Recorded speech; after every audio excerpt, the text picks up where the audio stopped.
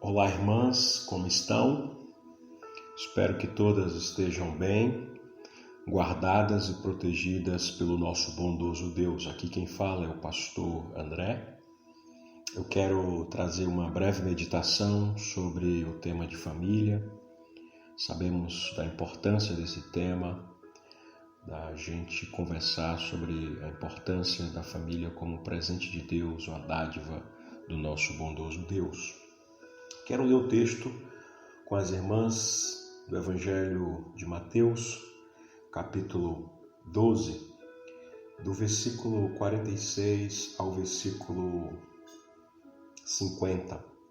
Diz assim: Falava ainda Jesus ao povo, e eis que sua mãe e seus irmãos estavam do lado de fora, procurando falar-lhe. E alguém lhe disse: Tua mãe e teus irmãos estão lá fora e querem falar-te. Porém ele respondeu ao que lhe trouxeram o aviso: Quem é minha mãe e quem são os meus irmãos? E estendendo a mão para os discípulos disse: Eis minha mãe e meus irmãos. Porque qualquer que fizer a vontade de meu Pai Celeste, esse é meu irmão, irmã e mãe. Quero ler na versão NVT.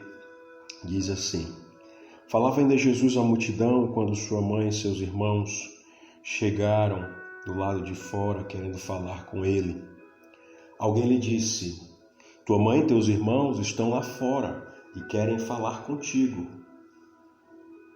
Quem é minha mãe e quem são os meus irmãos? Perguntou ele. E estendendo a mão para os discípulos, disse: Aqui estão minha mãe e meus irmãos. Por isso, quem faz a vontade de meu Pai está nos céus. Este é o meu irmão, minha irmã e minha mãe. Esse texto é muito importante porque nos traz a dimensão e a compreensão de que a nossa família sanguínea, que a nossa família terrena precisa estar baseada nos ensinamentos da família de Jesus. Jesus mostra aqui nessa reunião com os discípulos de que os laços celestiais são muito mais importantes do que os laços sanguíneos. Aqui Jesus não está desprezando a sua relação fraternal, a sua relação maternal, a sua relação filial com a sua mãe. Muito pelo contrário, Jesus está querendo nos dizer que aqueles que vivem debaixo da dimensão do reino dos céus, do reino de Deus, têm uma outra perspectiva. E que perspectiva é essa? É a perspectiva de que nós estamos ligados, conectados por meio de Jesus Cristo. Nós fazemos parte da família de Jesus, todos nós, aqueles que creem na graça, aqueles que creem em Jesus como Filho de Deus, aqueles que creem em Jesus Cristo como único e suficiente Salvador e Senhor da sua vida, vive essa dimensão. Nós estamos conectados com Deus, fazemos parte da família de Deus. Isso muda totalmente a nossa perspectiva de família terrena. Família é um tema que traz muito alegria ao meu coração de compartilhar, no sentido de a gente observar o quanto as famílias têm sofrido por diversas razões, seja no campo relacional, conflitos familiares entre casais, entre pais e filhos, seja no campo econômico, por conta de ou muito dinheiro ou ausência de dinheiro, por conta da fé, por conta dos bens materiais, por conta das novas configurações familiares que nós observamos, que a sociedade tenta pregar um novo jeito de se formar a família, mas quando nós olhamos para a palavra de Deus, nós vemos a palavra de Deus nos ensinando e nos mostrando que aqueles que creem, que Deus é o Criador de todas as coisas, é o Senhor de todas as coisas, aquele que criou os céus e a terra, aquele que criou a humanidade, que fez o homem e a mulher conforme a sua imagem e semelhança, e instituiu e constituiu a família para que dela pudesse partir todas os nossos projetos. Quando a nossa compreensão vem daí, nós percebemos o quanto é importante a gente continuar falando da família do ponto de vista bíblico, do que a Bíblia diz. Quando nós observamos a promessa que existe da parte de Deus para com a família, desde Abraão, quando ele diz: de ti serão benditas todas as famílias da terra. Essa promessa nos faz nos assegurar de que a nossa família é bênção de Deus, é dádiva de Deus. Não importa como está a sua família agora, eu não sei como está a sua família, ou como estão as famílias, mas Deus sabe. É triste pensar que muitos jovens que cometeram delitos, cometeram infrações, vieram de famílias desestruturadas. Mais de 80% dos menores que estão reclusos, que estão enclausurados, presos em fundações casas, vieram de lares desestruturados, conflituosos. Muitas crianças que encontram-se em abrigos, isoladas, advêm de famílias que têm conflitos, não só famílias não cristãs, mas famílias cristãs também. Existem conflitos, violência, abuso, má compreensão de quem é o pai, de quem é a mãe, relacionamentos fragilizados, pais que não falam com os filhos e filhos que não falam com os pais, marido que distrata a esposa, esposa que distrata o marido. É triste observar o quanto que a maioria das reclamações da juventude mundial é sobre a família.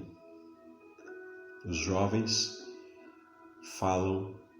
reclamam sobre o tratamento que tiveram ou não tiveram com seus pais. Alguns foram negligenciados, alguns foram abandonados, não foram amados o suficiente, respeitados.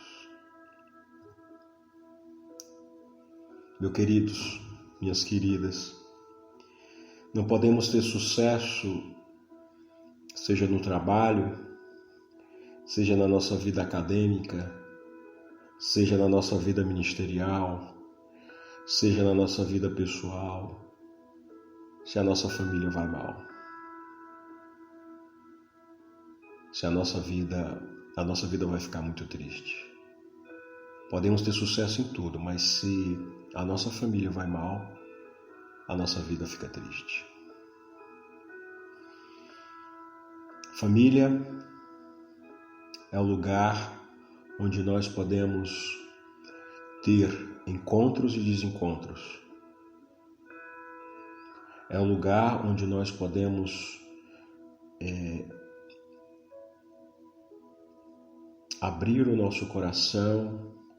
É o lugar onde nós podemos compartilhar as nossas lutas, as nossas alegrias, os nossos projetos. É o lugar onde cada um de nós pode ser um agente de mudança dentro da nossa casa, sendo agentes de paz e não de guerra, sendo alguém que providencia a bênção e não a maldição sobre a vida daqueles que estão ao nosso lado. Gosto de pensar no texto de Malaquias, capítulo 4, versículo 6, que fala que os pais precisam converter o coração aos seus filhos e os filhos ao coração dos pais. Ou seja, os pais precisam voltar o seu coração para os filhos e os filhos precisam voltar o seu coração para os pais.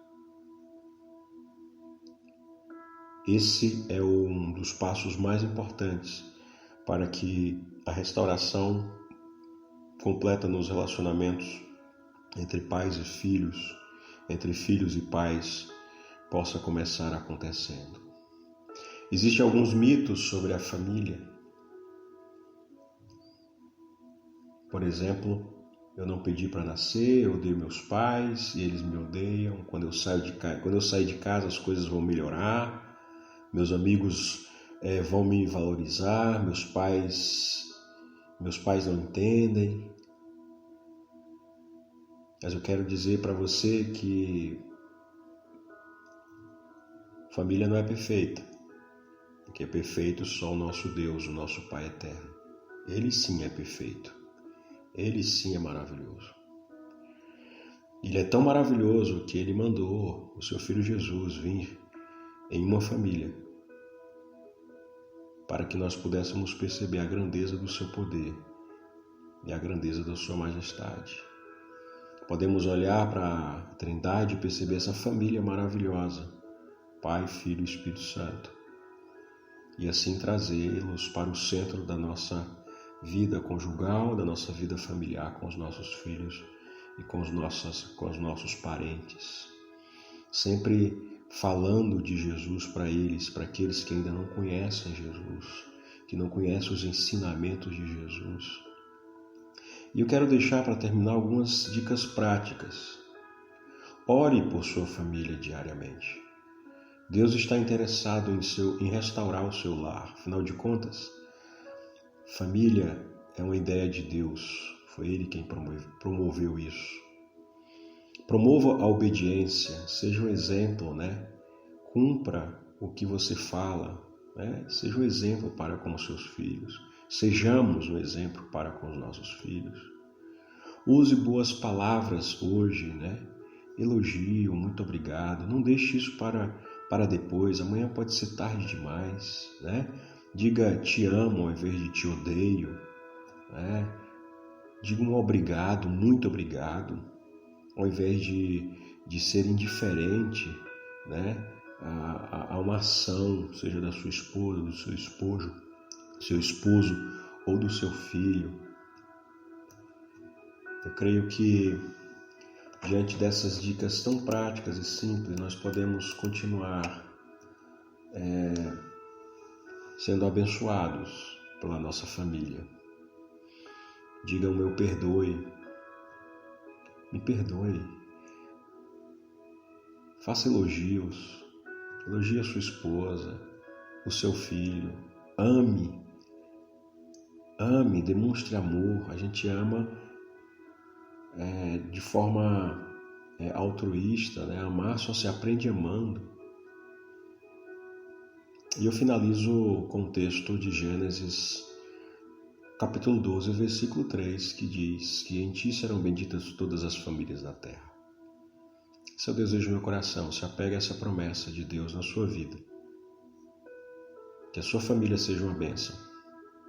E a sua família sendo uma bênção, consequentemente, a Igreja do Senhor Jesus Cristo, que é formada por famílias, continuará sendo uma bênção aqui na terra, exalando o bom perfume de Cristo, sinalizando o reino de Deus aqui na terra. Que Deus te abençoe, que Deus te ajude, que a graça do Senhor Jesus continue com você diariamente, abençoando, sustentando e restaurando a sua família. Esse é o desejo profundo do meu coração. Que a graça e a paz do nosso Senhor e Salvador Jesus, o Cristo de Nazaré, possa repousar sobre a sua vida, sobre a vida da sua família, desde agora e para todo o sempre.